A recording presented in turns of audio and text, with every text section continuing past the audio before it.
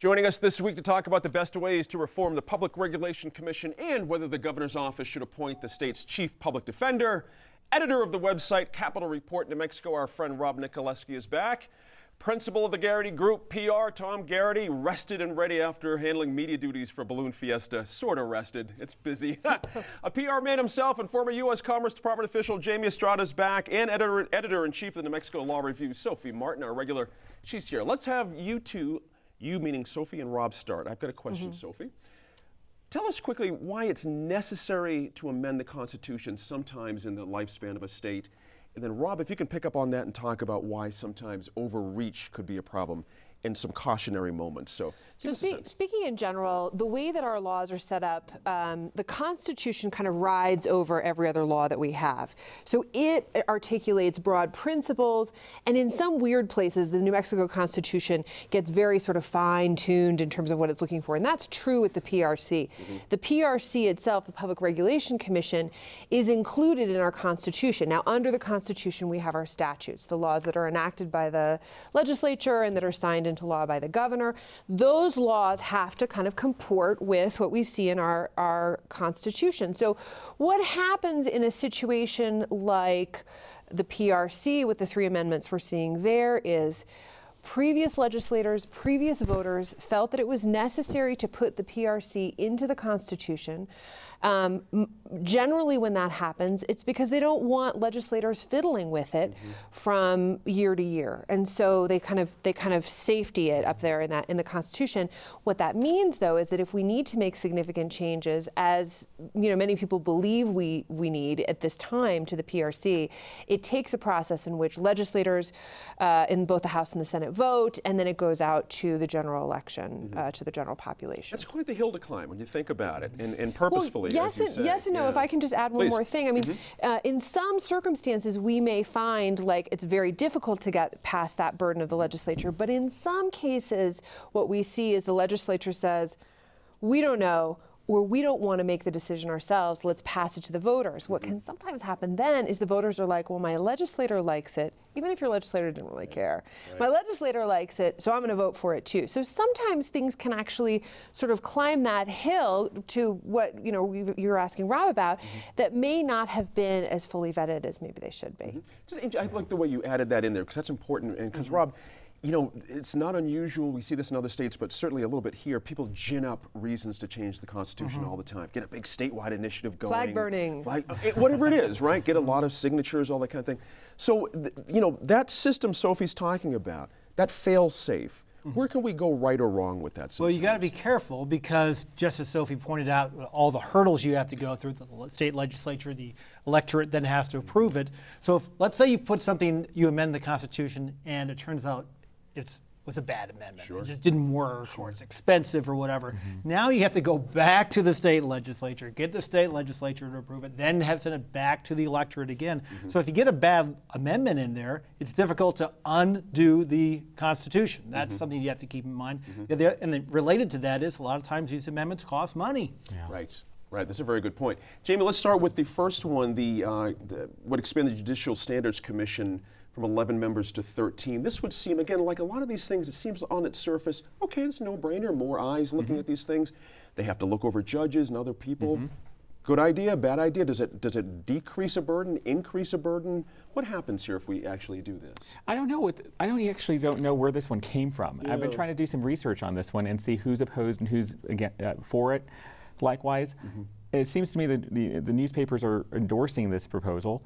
There doesn't seem to be much opposition to adding somebody on, and perhaps the ones that were proposing it wanted to have that magistrate judge represented in the commission that they didn't feel was being because this proposal would add another municipal judge, right, and and also another person from the private sector, I believe. Exactly. So it balances out that a little bit, a little bit more. Does that have some logic? This just again on its surface seems we're not attorneys. Someone's a budding attorney, but you have somebody who's a case that goes before one of these that includes a magistrate judge. It's good. I mean, sure.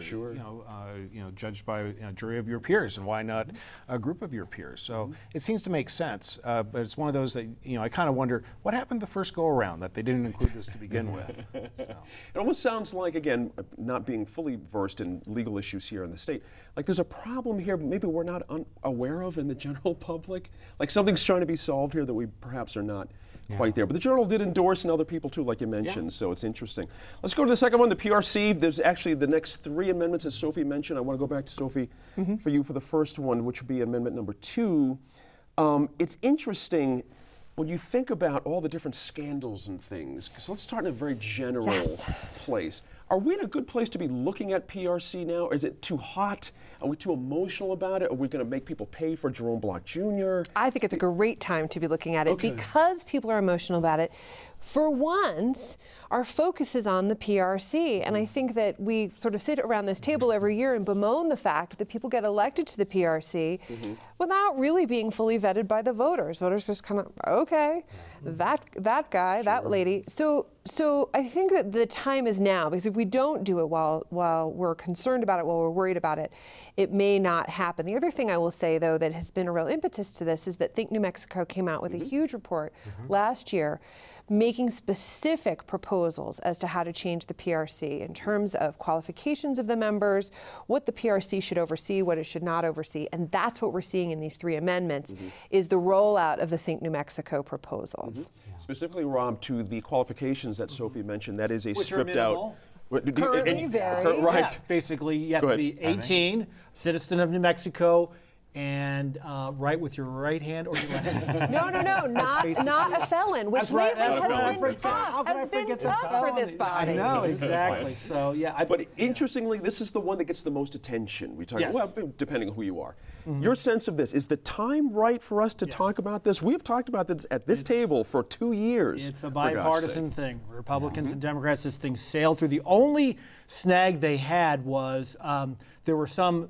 They wanted to have originally some specific minimal standards, like a college degree or this or that, and there was some argument over it. And what they ended up saying was the legislature will determine at a later date what the possible minimal qualifications are. But no. This thing, I think, is a no-brainer. Yeah. It is, not everyone's on board with this, Jamie, however. Some folks think the system just now is fine to be able to qualify. Well, yes, that's true. And actually, I was a candidate for the PRC in District 5 in the 2010 cycle. And so I got to experience some of this myself. And based on that experience, I gave a lot of that over to Fred Nathan, the folks at Think New Mexico, and said, this is a really good idea, you guys. Keep on at it. And bravo for them for getting as far as they did with the legislature and getting these on this ballot. But that being said, people are opposed to the insurance being moved a little bit because they think that they're losing an advocate in the PRC. Let me tell you, PRC has so much to do right now. They don't even know what to do with insurance, and it's something that just should not be there under their jurisdiction. Jamie's just referencing Tom. Number 3 is moving some of those corporations out of that purview of the PRC. Why don't you go ahead and take that one? Again, this has been talked about forever here. It sure has, and I think it's an idea that's long overdue. I mean, the insurance commissioner has, insurance superintendent has had a lot of different issues, over the years. I think it's time that New Mexico finally comes into its own with a separate from the PRC. Just on a personal note, my grandfather was actually the very first insurance commissioner in the state of New York. So, I'd like to think that, he got onto something good, and I think New Mexico should follow. Let me stay with you on this, because part of the other bit of this is, of course, that we're going to have a nominating committee. This is going to be interesting. And of course, the members' qualifications themselves, I think, is going to be another interesting little dust up here. This is where the making of the sausage. Everybody's going to get in on this one, because it's very interesting to see how this will play out, and it's kind of a surprise package, if you will. Right. When I was little, I used to go on campouts, put everything in foil, throw it in the fire, and see what comes out. And I think that's what we're going to have to deal with here. But the PRC, there are reforms that are needed, and I'm glad to see that they're finally being addressed, at least with this election. Let's finish with number 5, the Public Defender's Office. This has been an issue for public defenders here in the state for a number of years. It was interesting to read the Journal's endorsement on this. They were very much for this. I feel compelled to say I am a board member of the ACLU, and this is something we've been pushing on for a long time too. get it away from the purview of the governor's office right there. Yeah, so the idea with Amendment 5 is that we have this public defender function. People who can't afford an attorney are in criminal cases are guaranteed an attorney to help them get through the court system and manage their case and get through all of that. And in the past, including right now, that office has been under the governor. And the chief public defender, all of these people have been appointed by the governor, et cetera. By moving away from management by the governor, we're also moving away from a situation in which both the public defender and sort of the police and the state police and all that kind of stuff both report to the same person and are naturally in conflict. And so I think this is just a very logical move. The other thing I will say is that the public defender's office often suffers from low budgets, and I think that having the opportunity for the legislature to take another look at that and see about whether they can further support their funding would be really helpful. Excellent. Nice job, guys. These are always tough. Public doesn't necessarily pay attention to these things, but they're important, and we wanted to take them on here. In a moment, one-on-one with the candidates for CD1, but we have more on the web for you. Find us on Facebook to see this group dissecting the second presidential debate. Don't miss it.